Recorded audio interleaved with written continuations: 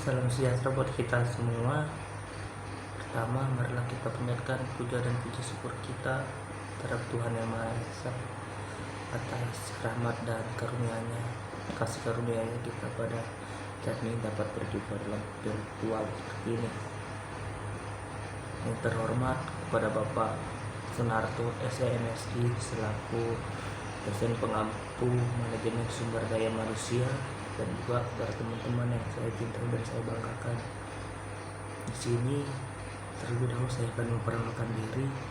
Perkenalkan, nama saya Beatrice, NPM 1911 1001 3443 143. Sini saya akan kembali mengingat apa saja saya pelajaran yang sudah saya dapatkan di manajemen sumber daya manusia selama 1 semester ini.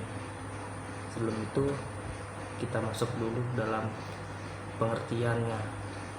Sumber daya manusia dari SDM adalah suatu ilmu atau cara bagaimana mengatur hubungan dan peranan sumber daya yang dimiliki oleh individu secara efisien dan efektif, serta dapat digunakan secara maksimal sehingga tercapai tujuan bersama perusahaan, karyawan, dan masyarakat menjadi maksimal. Unsur utama SDM adalah manusia itu sendiri. Manajemen sumber daya manusia juga menyangkut desain dan implementasi sistem perencanaan, penyusunan karyawan, pengembangan karyawan, pengelolaan karir, evaluasi kinerja, kompensasi karyawan, dan hubungan ketenagakerjaan yang baik. Manajemen sumber daya manusia melibatkan semua keputusan dan praktik manajemen yang mempengaruhi secara langsung sumber daya manusia. Manajemen sumber daya manusia adalah fungsi perusahaan yang berkaitan dengan kepemimpinan dan penyelesaian isu yang terjadi antar karyawan di perusahaan tersebut. Dari sini dapat dijabarkan bahwa fokus manajemen sumber daya manusia diantaranya adalah pemberian kompensasi, perekrutan, manajemen kinerja, pengembangan perusahaan, keselamatan karyawan, kesehatan karyawan, tunjangan karyawan, motivasi kerja, komunikasi, dan administrasi dan pelatihan karyawan. Saya akan menjelaskan atau mempresentasikan salah satu fokus manajemen sumber daya manusia itu sendiri, yaitu tentang kompensasi. Kompensasi adalah semua pendapat yang berbentuk uang atau barang, langsung atau tidak langsung, yang diterima karyawan sebagai imbalan atas jasa yang diberikan kepada perusahaan. Kompensasi karyawan, semua bentuk imbalan yang diberikan kepada karyawan sebagai imbal balik dari pekerjaan mereka. Beberapa konsepnya: gaji, balas jasa yang dibayar secara periodik kepada karyawan tetap, balas jasa dalam bentuk uang yang diterima karyawan sebagai konsekuensi dari kedudukannya sebagai seorang karyawan yang memberikan sumbangan tenaga dan pikiran dalam mencapai tujuan perusahaan. 3 itu upah.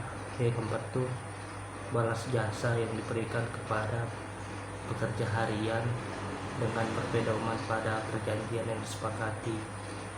Imbalan finansial langsung yang dibayar kepada karyawan berdasarkan jam kerja, jumlah barang yang dihasilkan atas banyaknya pelayanan yang diberikan.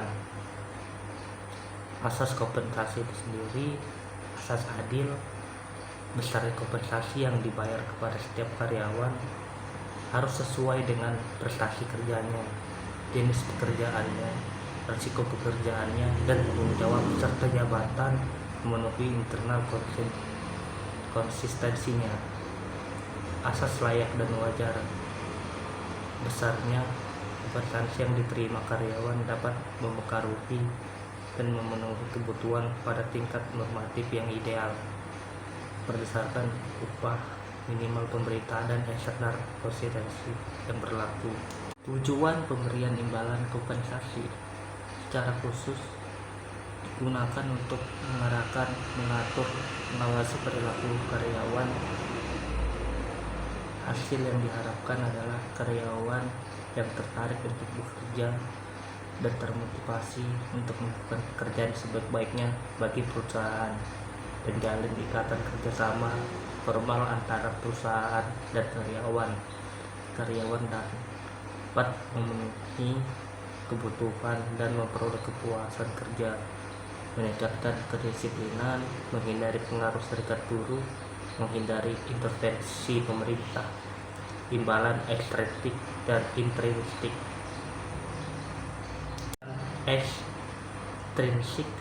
intrinsik. Imbalan ekstrinsik adalah imbalan di luar pekerjaan, upah, promosi, dan tunjangan.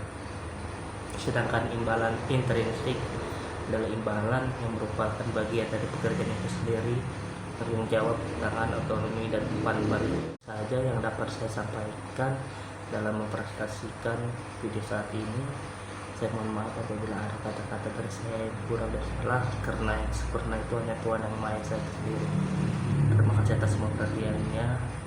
Sampai berjumpa lagi di semester depan. Semangat.